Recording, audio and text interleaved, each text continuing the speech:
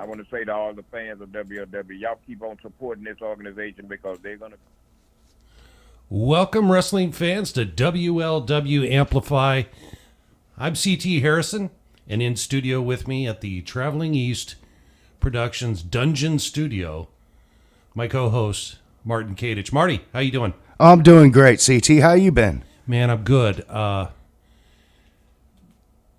of trying to get used to getting back out a little bit, but being very cautious, still and everything, and just trying to, think about what's going to come down the line for not just World League Wrestling, but for venues in particular, anything outdoors, when we can get back to normal business. At this time, we really can't, but it'd be interesting to know just how our fans feel about that. Are you ready for more shows? Are you ready to get back to the arena? When are you going to be comfortable with getting back to the arena? That would be an important thing for me to know, and I'm sure any other wrestling company out there. Well, I said it last week. The fans are the lifeblood of the industry. It's a lot of the reason why people who get into the business are drawn to the business, and it hurts all the way around when you can't get out there and interact with the fans. It hurts the fans. It hurts the wrestlers. I'm ready for it to get back. I just want to make sure that everybody's safe getting back. Yeah, I would agree with that completely. And I know that's the first thing in WLW's mind is the safety of not just our athletes, our superstars and staff, but that of our fans, because that's what's most important is our fans. And 100%. It's not just, they're not just fans to us at World League. They're family. Oh, that's a fact. That's a fact. And this is a huge community. World League Wrestling and everybody in its family to us. Absolutely. If you're watching on our social platforms right now, we are live on Facebook, on our Facebook page, World League Wrestling, and also on our YouTube channel. And I just dropped my headphones. How about that? On a YouTube channel. And you can type in there and let us know. But, hey, let me know how you're feeling. Let us know how you're feeling about getting back to the arena and, getting back to some shows. That's right. We've got the Young Lions tournament that's been going on. It's kind of been held up because of this. We've got the Empire that's formed, just recently lost the tag titles, but they want them back. And what's going to happen there? Colton Vaught and Moses, really young, hot tag team that, the fans love to watch that we're not getting to see right now. Raheem De La Suede. And his business partner, best friend, Sugar Daddy, Stefan Newton. Yeah, it's Sugar Daddy. Vlad says he's not afraid one bit. That's good. I just feel sometimes that it's really weird. Okay, not being in that situation anymore, not being at the arena for the shows, not going on the road, to Richmond or the various other places. We had to cancel put off a couple of shows, to further down the line because of this. And for us, it's everything. Those shows are everything. It's not just about TV, and it's not just about it's not about getting on TV. It's not about the airtime on our social platforms. It's not all about that. It's these guys thrive. Our competitors, our athletes thrive on that live show. They thrive on being in that ring or performing and entertaining the fans. And without the fans, and that brings up another issue. We watch on TV right now with some of the other organizations out there that they're doing empty arenas. And, how difficult is that for a performer, for an entertainer, for an athlete to perform and still entertain to nothing but a TV screen? Well, it's got to be hard when there's nothing for them to react to from the fans. I've seen where there are companies who have their rosters surrounding the rings right now. And I kind of like that one. That one wasn't as bad. I like that. Right. It seems to be a little better. But, you know, as a referee, of course, I would worry about the whole crowd, basically, of what you got there with both sides of the roster out there getting into a fight. And that would be an uncontrollable mess. So it would be interesting. And right now, you know, of course, we have to wait on the athletic commission, who in turn has to wait on the state to decide how it wants to proceed. So that right there is a huge. It's kind of we have no control. Right. The decision as to when and how is in a lot of ways completely out of our hands. I think right now it's set to like 25% of what your normal capacity is, and then even at that, we have to set everything up 6 feet apart, and you can only have so many people, and that includes staff. And when it comes to WLW staff, you know, we're talking 10, 12 to 15 people sometimes just on staff. That's right. And so that, you know, if you get 60 people in a building, that cuts down a lot. And that makes it very tough on us. Edward Harper, thank you very much. Appreciate your compliment. Edward said we're doing great. So I'm going to take his word I appreciate that. Yeah. David Norman says, I hope WLW can get back to events by July. I do too. I'd like to see June. But, you know, that's just me. It'd be almost a perfect setup, you know, if we could get there right around the 4th of July and have a freedom show, you know, where everybody's free to do what they can do and want to do. Kind of, you know, it's a cool thing. Get back to it. Yeah, it's a cool thing. Hey, we're free. We're out of the house. Oh man, you know we've been very lucky though that nobody. I did have my niece was affected by it, but nobody in our WLW family, as far as our superstars, you know, has been affected that I'm aware of. Yeah, I haven't heard that anybody's been affected by it. I'm real excited though. Today on the show, here in just a little while, just a few minutes, as a matter of fact, we're going to have the Beer City Bruiser on the show, who is a WLW alumni. That's right. He trained there. I believe he helped train there for a little while. We'll ask him about it. Certainly. And by all means, when he's on, feel free to contact us, because I'm watching the chat on both YouTube and World League Wrestling live feeds. If you have questions for him, hey, don't hesitate to type it in there, because we'll ask and we'll get those out there. Yeah, he's a big man. He likes his beer. I want to know about the beer keg. You know, keg? You want to know where that came from? Yeah, that would be interesting, wouldn't it? Maybe find out what he's got in it. You know, you never know. Maybe talk about him and his tag team partner Silas Young and the Bouncers and. Oh yeah, for sure. I have no problems with that. And here's the funny part about him being called Beer City Bruiser. From my knowledge, he was born in Beer City, Milwaukee, Wisconsin. That's right. So you know, it just speaks to it, you know. Yeah. Well, he I know when he was with WLW, I think that was pre-Eldon. I'm not positive I don't know on that. I'd have to find out, but we'll ask him. But Denty Moore was his name. That's what he went by, was Denty Moore. And I'd like to know why. Not where. I just want to know why. It'd be a good thing to find out there. I definitely like Beer City Bruiser better. Oh yeah, for sure. And then carrying the keg to the ring, that's always cool, man. I like that. Oh.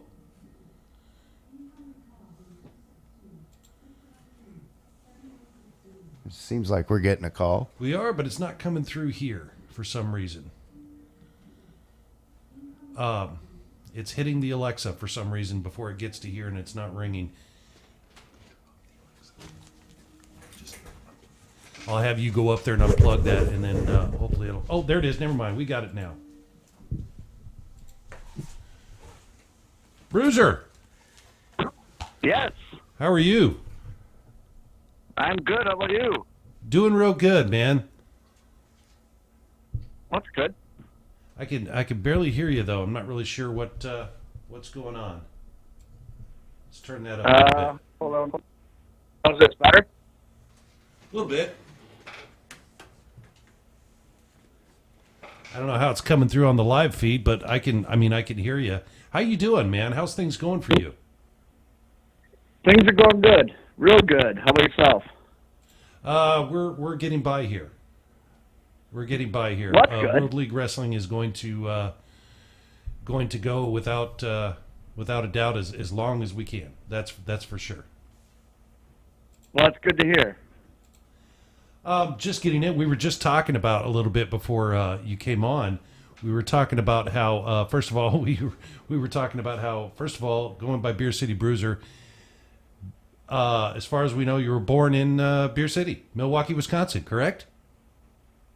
Yep, I was born and raised in a little town called Heartland, which is right outside Milwaukee. Lived there pretty much my whole life, and even went to college in a little town called Waukesha, which is outside Milwaukee, and then still living there. Well, that's great, man. You used to work for World League Wrestling at one time, and you tagged with Tatum, right? You were a 3-time tag champion, actually. One time with Brian Breaker, I believe. In all that time, you had to kick a whole lot of butts, man. And I just wanted to know if any of those fights that you had stood out to you. Yeah, actually a couple. Me and Brandon Tatum actually, when we wrestled at the WLW, ran at the Iowa Hall of Fame, and it was me and Tatum against Ted DiBiase Jr. and Joe. It was Joe Henning's first match, and I remember it was a nice crowd there. We wrestled them, and then in their corner they had $1 Million Man and Larry the Axe Henning. So that was a really good feel. And I think Dr. Death was on the show and stuff like that, so we got to meet him and talk to him and stuff like that. But I remember that being a really, really good, solid match. Brandon and I, when we tagged, actually had some really, really good matches against Superstar Steve and Darren Wade. And I'm talking like we'd wrestle for like 45-minute tag matches, which were just awesome at the time. Mm-hmm. Yeah, Superstar Steve still wrestles here at World League Wrestling and still works in the tag division at times too. I've reffed him a few times, and yeah, he's a great person to work with. Yeah, no, I learned a lot from Superstar Steve with my time in World League. When I lived down there, he'd come into training and stuff like that, and anytime he was around, I'd always open up my ears and ask questions. And anytime I wrestled with him, I always came back a better wrestler. Came out of the match as a better wrestler, and it was a lot of fun. He's a good guy. He really cares about the wrestling business, and I actually miss the guy. Yeah, I bet. Going back to World League Wrestling.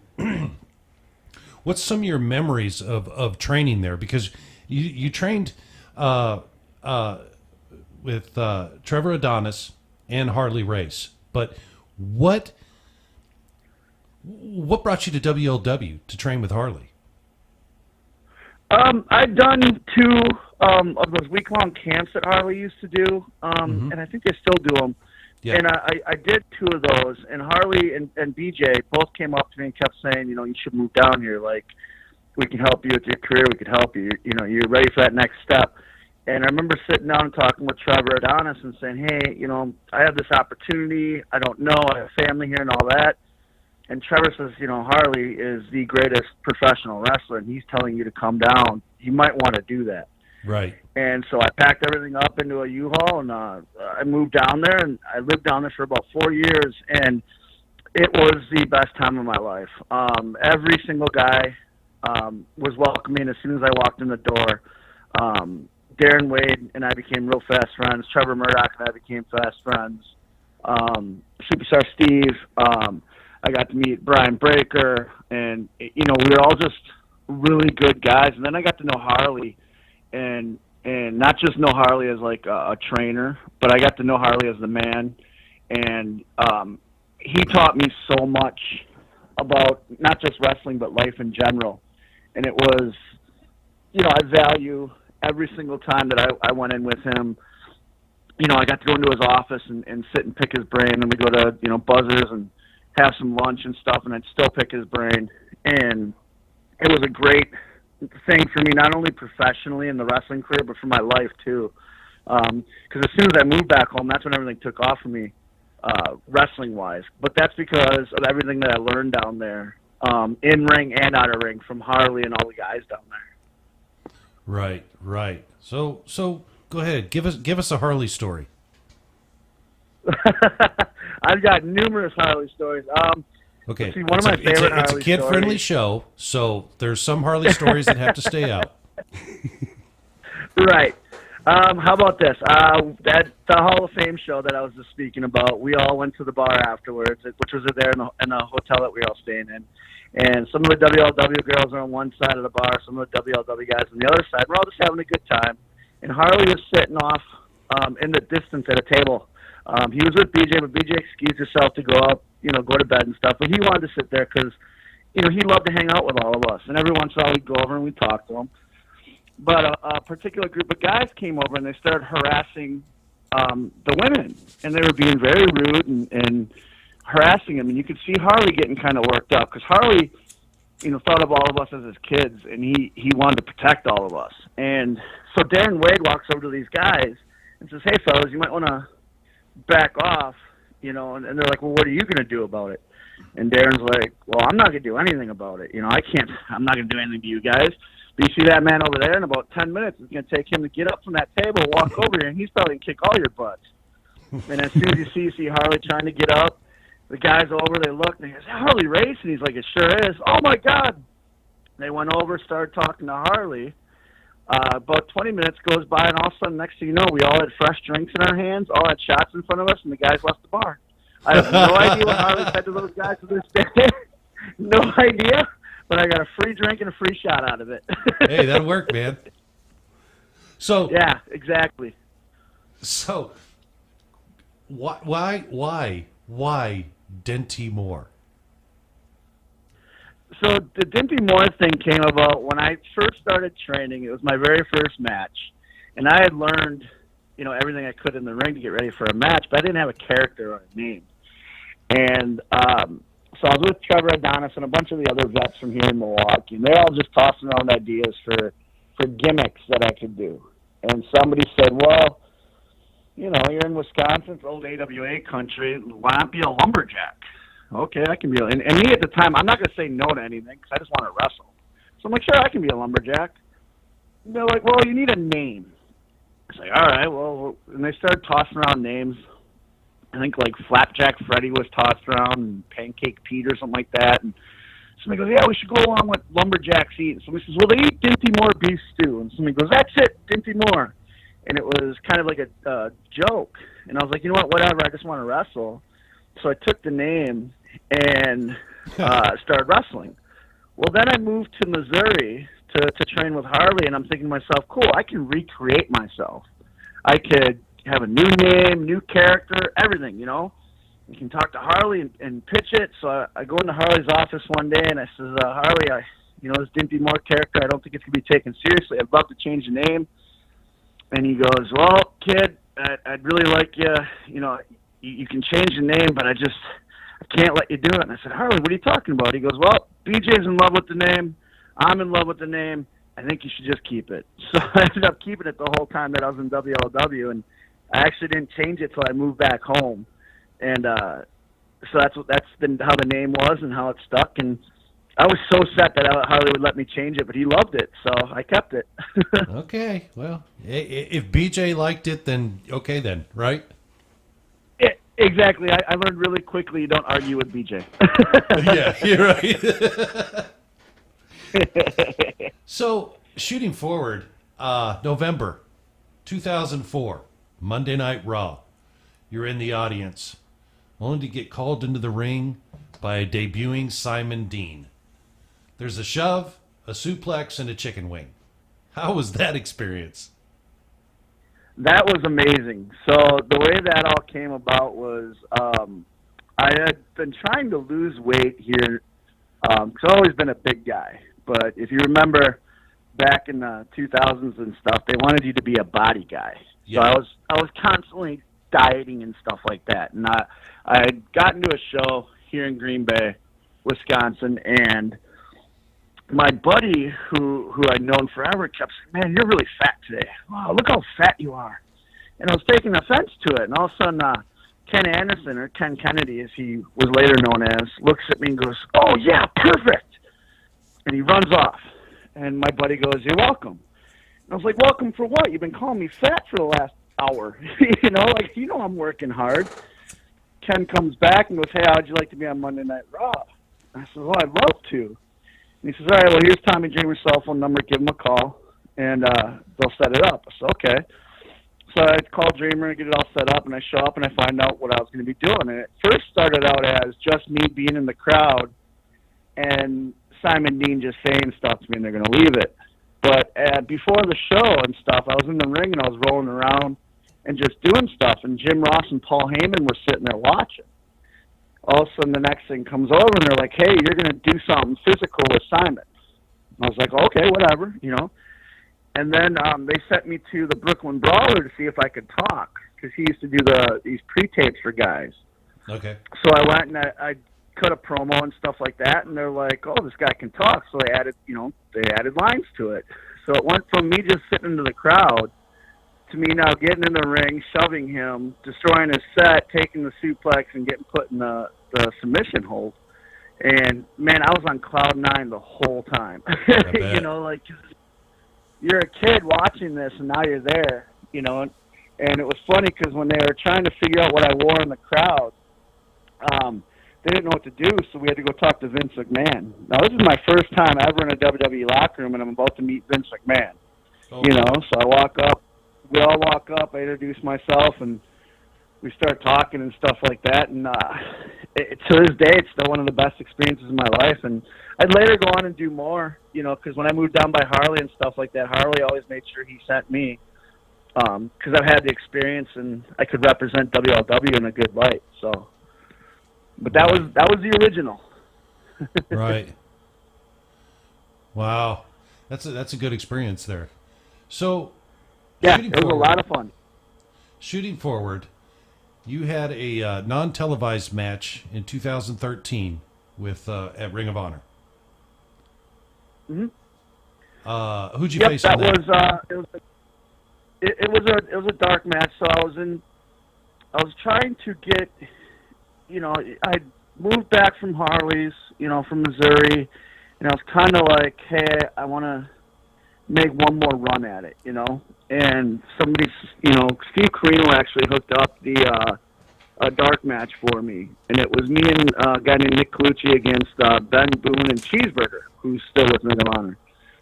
And we ended up doing a dark match and stuff, and everybody kept telling me, hey, that was great. You should do the tryout camp so that you can get an official look at. And I kept thinking, I don't really do that.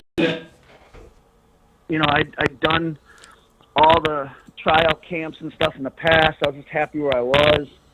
Well, you fast forward a year, we end up losing my father-in-law. He passes away. And in his will, he had left aside money for me to travel to Bristol, Pennsylvania. He left money for a flight, hotel, car rental, and flight to cover the charge of the tryout camp. And I remember telling my wife, you know what, this is what I want to do, but I don't just want to be a guy at the tryout camp. I want to be the guy. So I ended up flying out for this tryout camp and hitting a home run, and they ended up putting me in the top prospect tournament. And ever since then, I've been with Ring of Honor. Yeah, and I was going to get to that too. Okay. January 3rd of 2015 was when you were in that top prospect tournament. You defeated Mikey Webb and then was eliminated by Will Ferrara.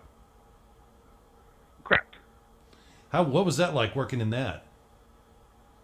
That was awesome. So, Will Ferrara and I actually had history because that tryout camp that I was just talking about, on the second day I did a match with Will. And, we put the match together, we did the match and stuff. And at the end of the tryout camps, what they do is they have coaches/judges there.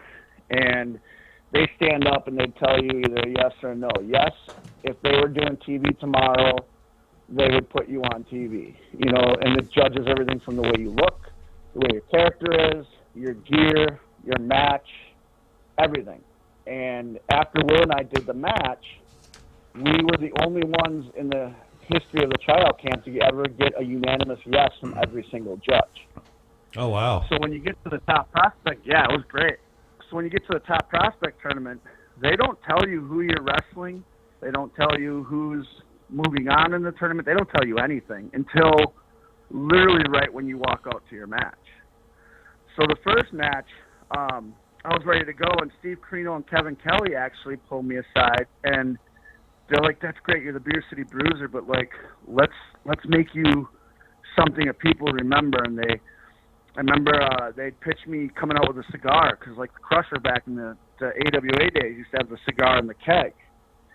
So I had a buddy that traveled with me because I drove to Nashville to do the match, and he ran out and got me a cigar.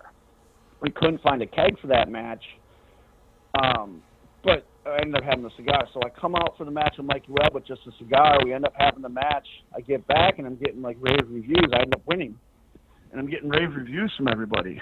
So the next round, they're like, you know what, we're going to have you and Will wrestle. We want you guys to do what you did at the tryout camp, only do it on TV. It's like awesome. And it was at the Philadelphia, it was at the ECW Arena. Oh. And I actually had a keg at that point. Yeah. How epic is that to be in that arena? Man, it was, being a kid growing up, I always watched ECW and stuff like that, and then to actually be there. And, you see the ECW sign, you see the Hall of Fame with all the ECW names and stuff. It was nostalgic and great. And I got to be honest, it's one of my favorite venues to wrestle in. I've had so many career moments there, wrestling Will Ferrara being one of them. But then I also got my first Ring of Honor main event ever was at the ECW Arena. My very first time ever tagging with Brian Malonis, who's now my current partner as we're the Bouncers, was in the ECW Arena. So like I kind of hold that building real close to my heart because it's not only is it historic, but it's done a lot of good things for my career too. It was the first place I ever came out to the entrance with a keg, which now I have to have a keg and a cigar doing the entrance. And the match with Will we had was great. And I remember when it hit TV, like I'd never been on, other than like the Simon Dean stuff or little extra stuff. Right. I'd never really done anything on TV, and I remember my phone just blowing up. That's oh my great. God, you're on. I remember back then. Time. Wasn't now Brutal Bob had a cigar too, right? Yeah, so that's what I was worried about when Carino had suggested it. And so I actually went to Brutal Bob and asked him, and he was 100% for me having it. Oh, that's because, good. I was trying to tell him, hey, Crusher, and like he understood what I was trying to do with it. It wasn't trying to rip him off. It was trying to pay homage to the Crusher, who's from Milwaukee. You know what I mean? Right, but it's a respect he loved the thing. idea. He's like, exactly. So I went to him and I asked. I didn't just, I went and asked him and I told him, and I had Carino with me, and we pitched the idea and stuff, and Bob was all for it. He was 100% for it. So I was like, cool, here we go. And what's funny is now that I have this all established, there's guys that have come in for tryouts and stuff, and they'll either be doing a drinking gimmick or a beer gimmick or a cigar thing, and the office will actually make them change it because, of what I've done with the company and how I've established it, which is a really good feeling. They're trying to protect me. Well, coming out of that top prospect tournament, you soon thereafter you went in and into a tag team with Silas Young. So Silas and I are both from Wisconsin. He actually trained about an hour and a half north of where I'm from. And throughout all of our days in the Indies and stuff like that, we always were on the same show, but we only tagged with each other once. Every other time we either wrestled each other or we were just on the same show. Right. And then it was July of 2015, we were in Minnesota, and War Machine, I think they're now the Viking Raiders, they needed a tag team to wrestle that night. So the office came to us and said, hey, we figured we'd put you and Silas together. You're both from Wisconsin. You're both heels. Now that was let's see what happens. Like Super Card of Honor, didn't you? Super Card of Honor 10. Didn't you? It was the tag team titles were on the line against War Machine. Yep, that's what comes of it. So this first time we wrestled was just a house show, and they just put us together just to see what happens, and it was lightning in a bottle. Silas and I had chemistry as a tag team, and then we had great chemistry with War Machine, where we got through the curtain, and right away they had booked a feud with us and War Machine that was going to be put on TV that would culminate at Supercard. Right. And it was, that's basically, I always say that's what got my job with Ring of Honor, was that feud, because it was so good. And I remember that Supercard, that was my first time in Texas. I believe that was Dallas, Texas. Right. And they had the 2-day event, and we were in the 8-man the first day in the tag title match. That was my first time going for a title in Ring of Honor. It was against guys that I'd grown to respect. We had wrestled, numerous times at that point in time just because of this feud. And it was my first Supercard, so it was my first WrestleMania weekend experience, and it was great because it's true pure wrestling fans and one of the largest crowds I got to wrestle in front of at the time, and it went so good. And it was kind of like the cherry on top of this feud that we've been brewing for the past couple months. You know what I mean? Close to a year we were with them. Right. And it felt great. It felt amazing. So I also wanted to ask you, at Ring of Honor, you get an opportunity to work with a lot of great minds. You got, of course, you've got Bully and Jay Lethal, and the list goes on of the guys behind the scenes there, as well as in front of the camera that you get to work with time in the business to pull from. What's that like working with some of those guys? Tommy Dreamer, anybody who comes around there, it's got to be amazing. It's so amazing, and I'm a student. You always hear the phrase "student of the game," but I truly am, and not only that, I consider myself a wrestling history buff. My wife always makes fun of me because if somebody's thinking of something that happened in wrestling history, she asks me, and I can, I remember this. But then if you ask me my oldest birthday, I can't remember. Something like that. So what I love is for Bully, you mentioned Bully. He's a guy that I go to a lot for a lot of advice because I'm in a tag team right now, and when you think of Bully Ray, he was part of one of the most successful tag teams in history. Right. So I go to him a lot, and I've had a lot of. What I like about him is when he critiques you, he just doesn't tell you everything positive that you did. Right. You know what I mean? He will tell you the negatives, and I like that because that makes me a better wrestler. But then I also like it too because, for instance, if we're in the ECW arena, I can ask him, hey, tell me some stories, what happened here? And he'll just share stories of back in the day. And I love doing that. Jay Lethal, I have a lot of respect for because I got to ride with him. When they turned me babyface, I got to be in a car with him. When Silas and I were going strong, Silas was in a feud with Lethal. So I was always a second for those matches. And then we built it up where Lethal had to go through me to get to Silas. So I got to spend 3 months in the ring with Jay Lethal. Oh. And it was literally just keep my mouth shut. Yeah, exactly. And I just let him go, and we'd get done with the match, and we'd be in the, at the hotel or something, and we'd break down the footage of why'd you do this, you should do this. And just in the ring, him telling me stuff, and it was like, man, this is, people pay for this, and I'm getting paid to do this. Right. And it's just so great. And then you bring in, we did Madison Square Garden, and we had legends there such as Liger, Haku, I'm trying to think, Suzuki was there, and then the great Muda. You know what I mean? So what was cool about that experience is we get done with the Battle Royal from Madison Square Garden. We're in the back, and Haku came up to me, and he says, "Man, you got the best gimmick in the world." I said, "Why is that?" He goes, "Because you get paid to drink beer and wrestle." I says, "Yeah, I do." He says, "What that would do with me and Muda?" Just go, "Hey, I'm Harley." And I was like,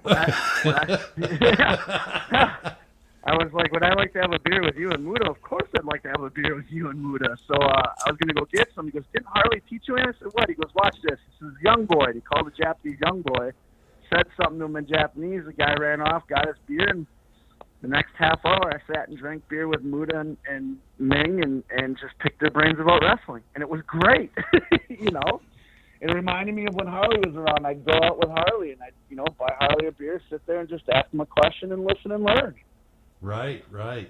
You got to work with a lot of folks there. ACH, Matt Seidel, Christopher Daniels, and Frankie Kazarian, Motor City Machine Guns. The list goes on and on. Matt Taven, a lot of them. The list just goes on and on. And some of your peers have gone on to do some other things. Punishment Martinez, Dijak, and these guys, War Machine. Have gone on to have careers with larger companies, the WWE, and of course, War Machine. Christopher Daniels and Frankie Kazarian over at AEW. Do you ever get a chance to speak with any of them? Yeah. So my tag partner Brian Malonis is actually best friends with Ivar Hansen of War Machine. Mm-hmm. So we talk to him on a regular basis. Just checking in and, hey, this is great. You guys are doing good stuff on TV. They'll tell us, hey, this is great. You guys are doing good stuff. And it's real good to keep in contact, with a lot of the guys. Just because you go to different companies doesn't mean your friendship ends, Tommaso Ciampa, who I actually met down in WLW, him and I are still real good friends to this day. And I was just texting him, I think it was last week or something like that. Just, hey man, your stuff's real good. And he'll tell me the same thing. And what's funny is he actually trained at the same time that Brian Malonis, my tag partner, trained. So they know each other. So it's kind of funny how this whole circle works. You know what I mean? Right. And it's a lot of just checking in, seeing how everyone's doing. We'll talk to business a little bit, and then it's like, hey, how's your family doing? How's your kids? How's your pets? Stuff like that. So right. Yeah, and normally around contract time is when people take notice because last year, me and Malonis, our contract came up, and we were talking to WWE, we were talking to AEW, TNA, so then all of a sudden now everybody and their mother wants to come out of the woodwork, finding out what's going on. Right. It's now if they see me at a show saying hi to these guys, it's they're jumping ship. It's no, I'm just going to say hi to my friend. Just hanging out with bros, man. That's all good. Exactly. I do have one question. I have to ask you one question. How do you lose a number one contendership for the TV title to Cheeseburger? No, I'm kidding. I love Cheeseburger, man. I love Cheeseburger. Cheeseburger is one of my favorite people. So my very first feud in Ring of Honor Wrestling was Cheeseburger. Cheeseburger, myself, and Will Ferrara all signed our contracts, and Dalton Castle all signed our contracts on the same day, our very first ones. We all got hired with the company at the same time. So we always joke because, we all started with each other, and our careers have all gone different paths with the company, but you still remember that. And I remember my first feud was with Cheeseburger, and I loved it because it's not your typical match that you usually see. It's we have to go out there and we have to tell this story that's believable that you're going to beat me, And Cheeseburger is so educated in wrestling that he knows what's going on. And you had mentioned earlier talking to guys more experienced. Well, Alex Shelley of the Motor City Machine Guns helped out a lot with that because he's used to working bigger guys. So he would help us come up with stuff. And we had some great matches. Some of my favorite matches are with Cheeseburger. And I remember when we did the Chris Jericho cruise for that Sea of Honor tournament, first round was me versus Cheeseburger. Yeah. And we couldn't have been more excited. You know what I mean? Because it's just man, this is fun. We get to do this. It's awesome. Yeah. So I don't mind losing to him. He doesn't mind losing to me. Yeah. In fact, now he's actually since I've been with Brian Malonis, we've been doing 6-mans with Cheeseburger as our partner. Nice. And it's funny because they'll call us Cheeseburger, Double Cheese, and Triple Cheese, and it's great. We're having a good time. Oh, that's hilarious. So, Yeah, okay, it's a good time. you've done, some of the places you've been. World League Wrestling, of course, we've discussed. Wisconsin Pro, Yep. UPW,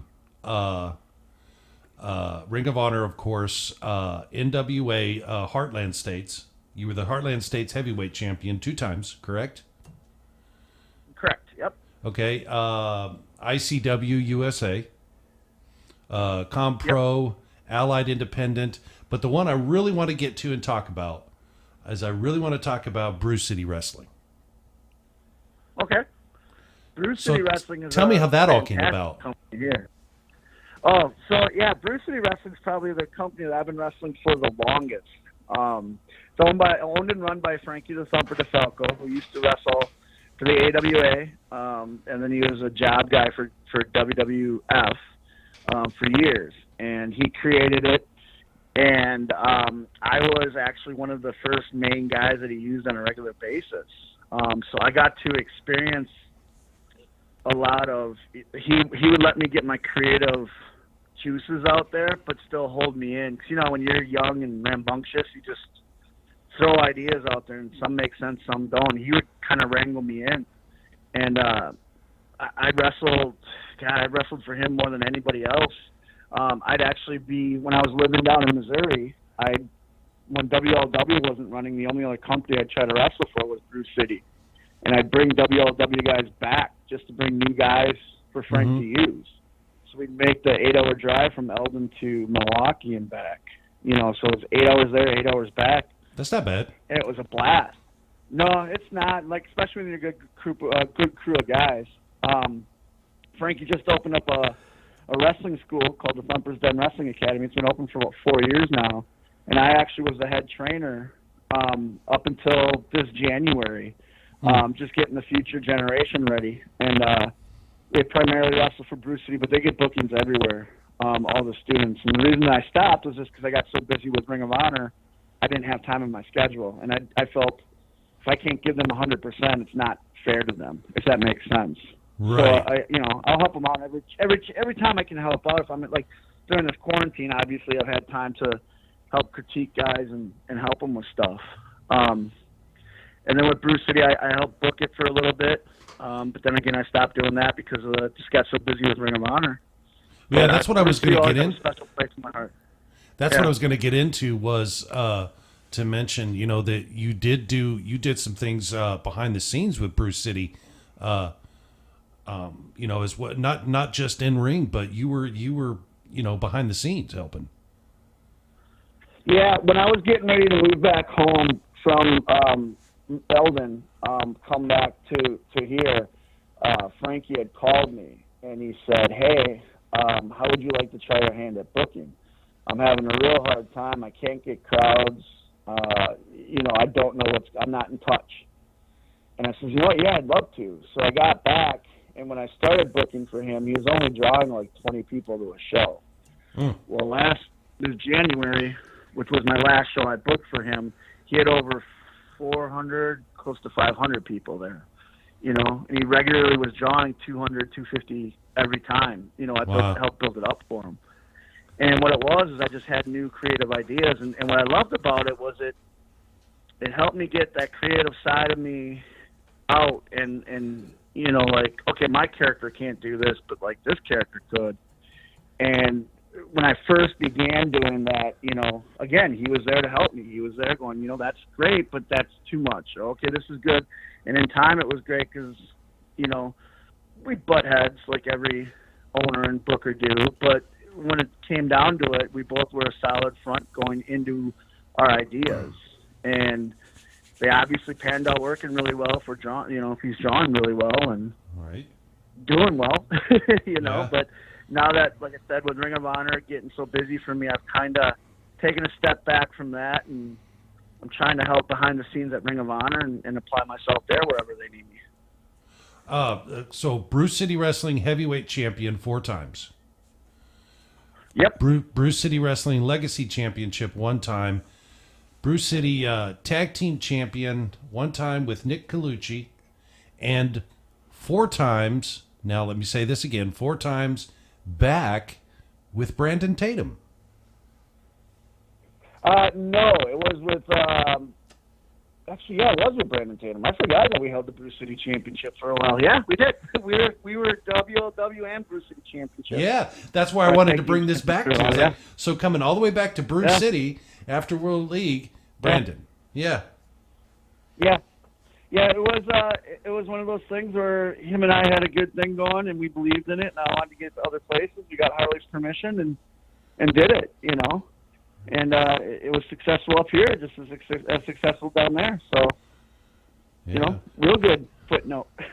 Yeah, everyone, if you want to ask a question or something you want to know from Bruiser, look, just type it into the chat, and I'll make sure and ask him. That's all you got to do. I'm watching both YouTube live and also the Facebook live. So just ask a question, and I'll make sure and get it to him. Well, I just wanted to ask. I've watched you wrestle quite a few times, and you were talking about when you were wrestling with Cheeseburger, how it was a different kind of match. I wanted to ask, since you're such a big guy, I see you get in that ring, and I see you get up there and fly around too. What inspired you to start? Right. What inspired that? Why did you add that? Because I mean, you're a tough guy without all the kicking and jumping and flying, and yet you do that too. So it's funny, the way it all kind of started was, I'm the type of guy where if you tell me I can't do something, I'm going to go out and do it just to prove you wrong. And with the frog splash actually happened down in WLW, where somebody in training, I don't remember who, said I couldn't do that. And so I'm like, no, I can do it. Like, watch. And I climbed up to the top rope and ended up doing it. And then, somehow we got into, moonsaults and stuff like that.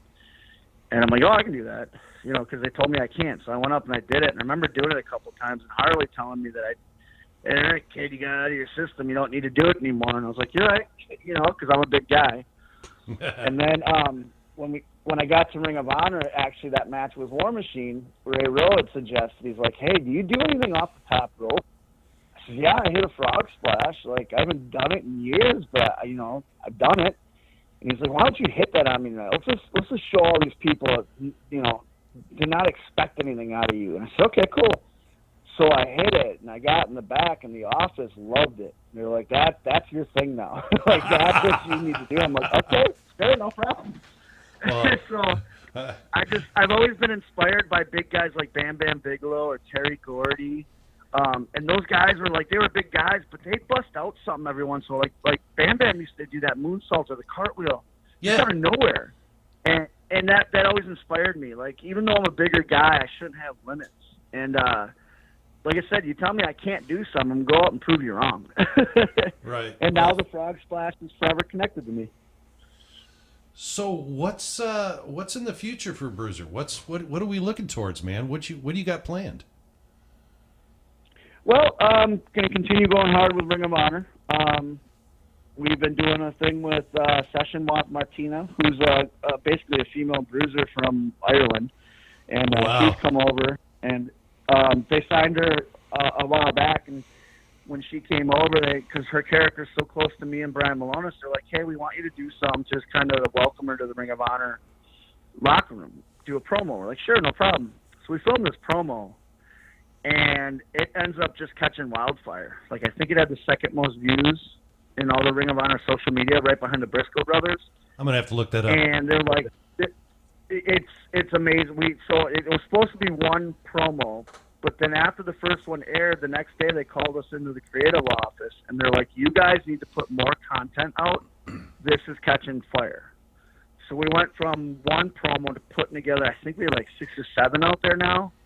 And fans just love it. And then we've done intergender 6-mans with her and stuff, and it's been so fun. So we're hoping to keep that going back when the quarantine's over.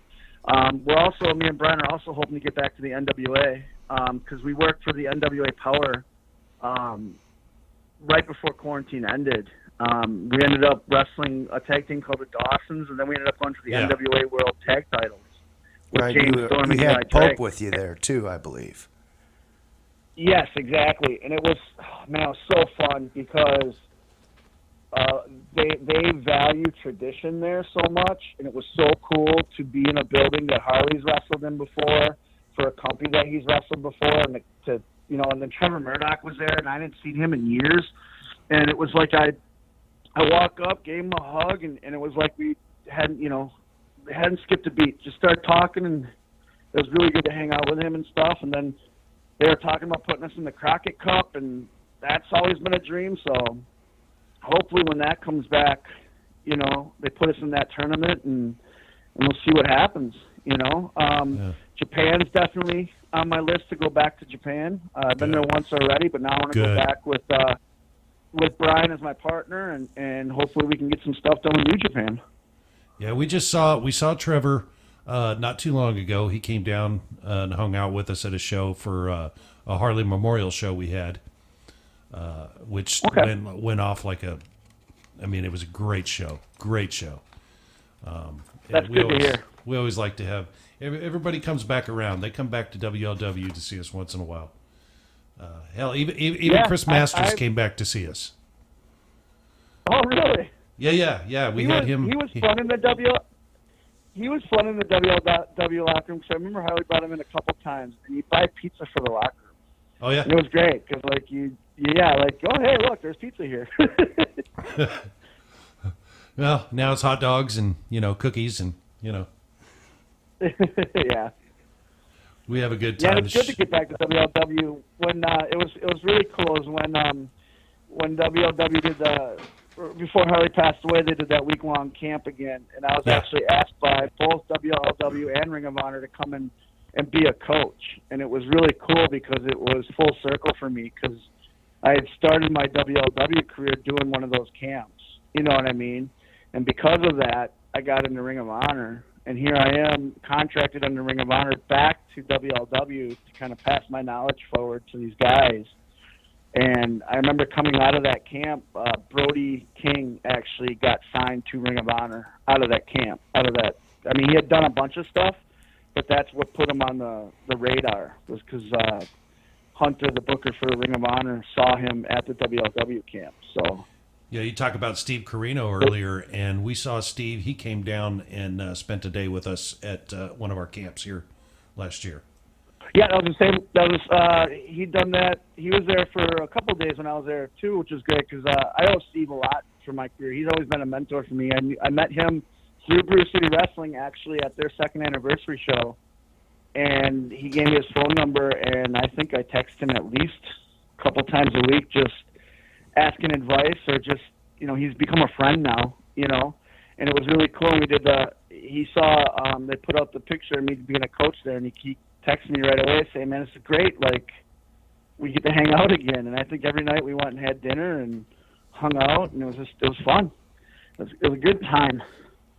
So is there anything you want to plug? Anything going on? Any social media, anything you want to plug while we got you on the air to the fans? Sure. They can follow me on Twitter at BCB Winchester. On Facebook, I'm the Beer City Bruiser. Instagram is at Beer City Bruiser. Go to my YouTube page. It's Beer City Bruiser, and I post old matches. I also I've been doing a vlog since we've all been quarantined. And it's kind of like just what I'm doing daily. Go to my ProWrestlingTees.com/Beer City Bruiser. That's where I have a lot of T-shirts for sale. You can go to ROHWrestling.com. I do a blog there, and then that's where you can catch a lot of the Session Boss stuff. If you go to the Ring of Honor YouTube page, you can see we have what's called Happy Hour with the Bouncers, and it's me and Brian Malonis kind of just interviewing guys from the Ring of Honor roster and just having a good time.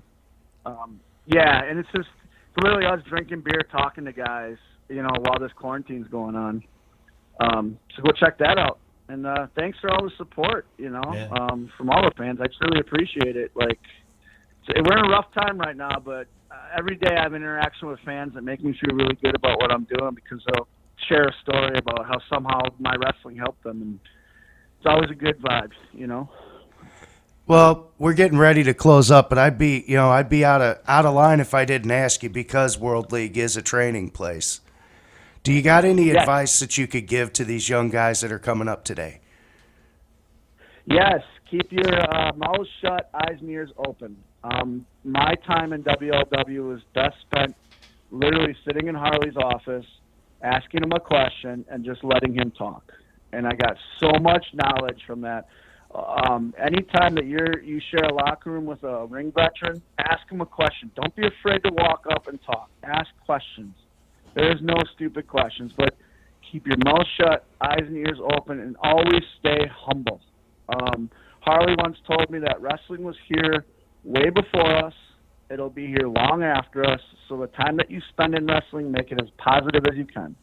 And I hold that true to my heart to this day. Man, thanks for coming on today. This has been a blast. I had a really good time going back in history and talking with you about Harley, WLW, and the things you've been able to accomplish. And look forward to your future. Good luck. We're rooting for you. Would you come back and hang out with us again sometime? Yeah, I'll definitely come back. I would love to come back and hang out. Awesome. That'd be great. We'll get this Corona thing over with, get everybody moving again, and we'll touch back base with you here real soon once things get back to normal. Sounds good. All right, Bruiser, thanks, man. Yeah, thanks a lot. I kept Thanks, guys. I kept my mouth shut and my ears open most of this interview, so they still you teach did. that down here. But much continued success, man. Thank you so much. All right, take care, bud. Bye, guys. That was fun. Yeah, it was. That's cool. And just like he said, man, anytime you get a chance to sit around and listen to someone who is there, longer than you or more than you, it's always great to sit and just listen and hear what they say. One great lesson to learn from all of this in this day and time is that tough times don't last, but tough people do, which is what's on the new shirt. That's right. At the 100%. WLW shop. If you just go down to the comment section there or down in there below, there's a link to it. Go get that shirt. I'm fixing to get me a couple of them, so I've got them. It's a great shirt. Tough times don't last, but tough people do. If that doesn't, if that's not Harley 100% and what he taught us at World League Wrestling, then I don't know what the heck is. That's right, and it's a great mantra for current times too. So It is. With that being said, man, what a great show. I had such a great time. Coming up next Sunday here on WLW Amplify, we're going to be talking with Ryan Tran. that's going to be great. He's a referee, so a lot of fun. That's going to be great. Any closing words? Just stay safe out there and stay up. Stay safe, stay up, stay healthy, take care of each other. This is WLW Amplify. I'm CT Harrison. I'm Marty Kadish. We love you, and there ain't a damn thing you can do about it, and we'll see you next time.